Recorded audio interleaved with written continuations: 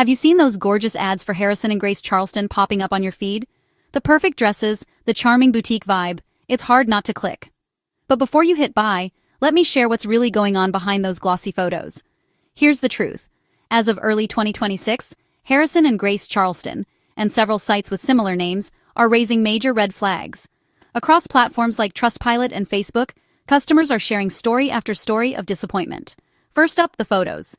Many shoppers say the images used on the website are AI-generated or straight-up stolen from other brands. You might expect a luxury linen dress, but what arrives? Cheap polyester or nylon knockoffs that look nothing like the pictures. And get this, the branding claims Charleston, South Carolina, or somewhere in the UK. But the shipping label? Always from China or Hong Kong. Packages can take weeks to show up, and when they do, the quality is often a big letdown. Trying to return something?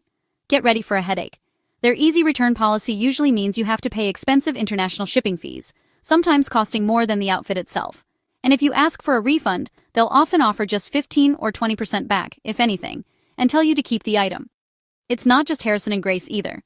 Names like Harrison and Hayes, Charlotte Harrison Charleston, and Henry and Grace have popped up, all with the same sneaky tactics. So, what if you've already ordered? Don't panic. First, contact your bank or card company and ask for a chargeback.